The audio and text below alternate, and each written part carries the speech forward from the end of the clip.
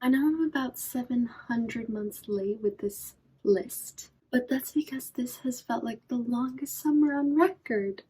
The endless summer of 2023. So, better late than never. One of my favorite ways to mark the end of summer is by planning all the books that I want to read until spring. And I am so excited with all the books that I picked for this year. Because September in London was not autumnal at all, this list really only covers October and November.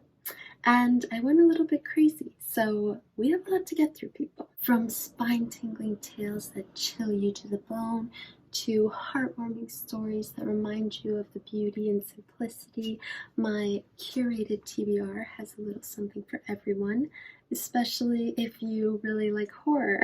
But can you blame me? It's Halloween season. Let's enjoy the wonder of falling leaves and pumpkin spice everything and storm clouds heavy with rain as we embark on a literary adventure. Let's open our hearts to new characters and unearth their secrets and savor the enchanting stories that only autumn can bring. Let's indulge in the season's wonderful, dark, page-turning mystery. Here are all the books that I'm reading this fall.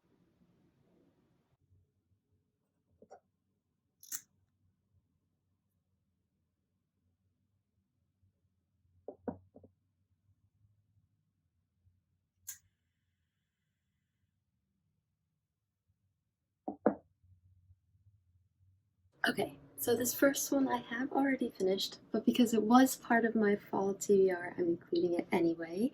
It's A House with Good Bones by T. Kingfisher. I have mentioned that I didn't really feel like T. Kingfisher's novels were scary enough, but then I saw my library app had this audiobook in its quite limited horror collection, so I decided it would be a fun, not too scary first autumnal horror book.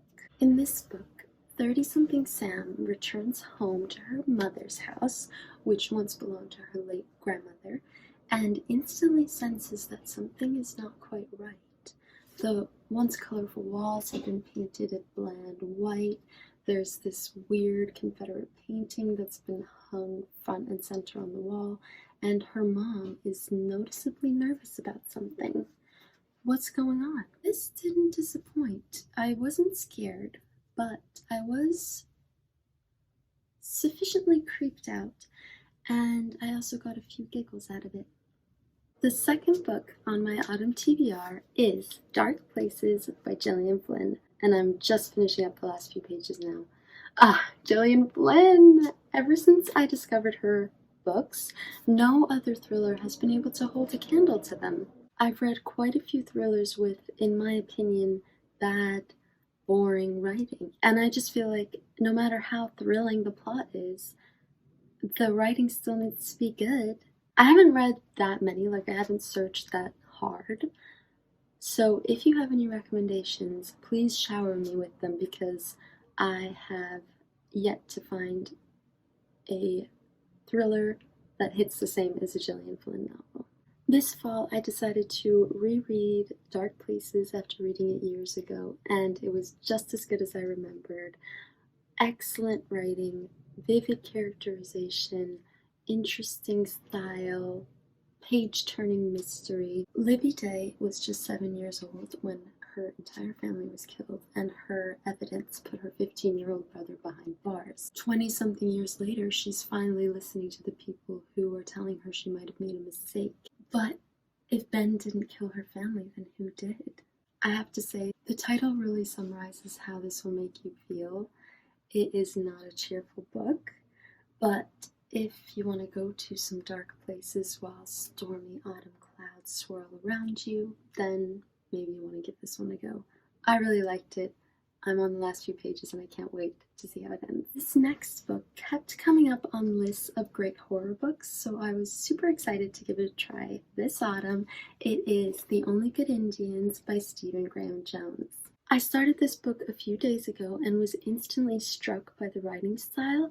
I think because of my experience with hyped up thrillers that I felt turned out to be disappointing, I didn't have super high hopes, but I was pleasantly surprised. This has a very distinct voice, a lot of character so far. It opens with this like vivid whirlwind scene that instantly sets the tone, and I'm very excited to see where it goes. So far, we've met Lewis, who is this Native American man who fled his reservation years ago, but it seems like something from his past has come back to haunt him, and maybe the friends who were with him that night. The hunter may have become the hunted. I noticed in the comments that some of you are also reading this book this fall, so I would love to hear what you think. Have you been scared yet? But no spoilers.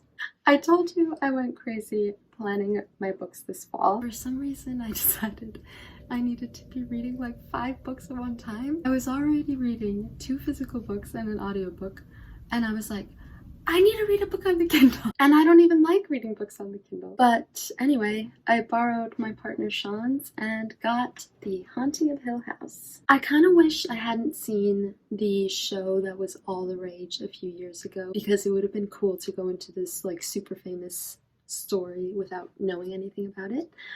But luckily the show sort of went into my eyes and out the back of my head because I barely remember it. So yeah, I'm a few pages into this book and I'm really enjoying it so far. I always really like when old books don't feel dated at all. The writing feels quite fresh and contemporary. I've gotten to the part where we arrive at Hill House, where a haunting is poised to take place, and I love it. The house was vile. She shivered and thought, the words coming freely into her mind, Hill House is vile. It is diseased. Get away from here at once. Last year, I read The Final Girl Support Group by Grady Hendrix. I liked it, but I wasn't blown away by it. But then I did hear that that was considered by many to be his worst book. And when I saw that the only other horror book that my library app had that I was interested in was How to Sell a Haunted House, I decided to give it a go. I don't really know what this book is about, but the title feels pretty self-explanatory. I feel like it's going to be a good old-fashioned haunted house story. If anyone has read it, I would love to hear what you think. And I'm also curious, if you have read Grady Hendrix novels, which do you think is the best? Is it worth getting My Best Friend's Exorcism because of the super cute 80s cover? Let me know what you think. Okay. This next one is the last horror book on my list, I promise, and it is Bunny by Mona Awad. I couldn't resist this one. I just love the idea of this popular girl group with a dark side and cultish tendencies and everyone masquerading behind the cutesy nickname Bunny. I can't wait to see like this outsider's perspective of being invited in and how that all plays out. That's my understanding of this book. I've also heard it's super weird, and I like weird, so I'm excited about that. I'm also obsessed with this like neon look. As you will come to learn, I do judge a book by its cover, and I think I'm justified. If something's gonna sit on my shelf for years and years and years to come, it has to be beautiful, and to use the words of the great Marie Kondo, it has to spark joy. And this certainly does. We'll see how I feel after I've read it. I am capable of reading something other than horror in the fall, and I'm really excited about this next book, which I hope to read in November. It is The Night Circus by Erin Morgenstern. I've had this book on my list since last fall when I was equally ambitious about the books that I wanted to read. So as I've been taking it off the shelf and flipping through the pages, the anticipation has been building. I just love the blurb on the back so much. I'm just going to read that. The circus arrives without warning. It is simply there when yesterday it was not.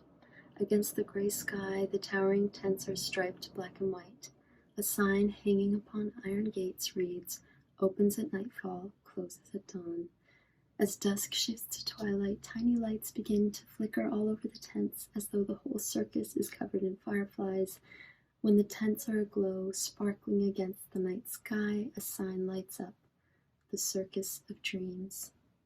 The gates shudder and unlock, seemingly by their own volition. They swing outward, inviting the crowd inside. Now the circus is open, now you may enter. That's pretty much all I know about this book, and I can't wait to delve into it. This book appeared on so many autumnal lists of recommendations, and I feel like it's going to be perfect for when it actually starts getting cold next month and the candles are lit and the tea is steeping and the sun has sunk into its British hibernation, and the only place I want to be is bundled up in a pile of blankets with a good book.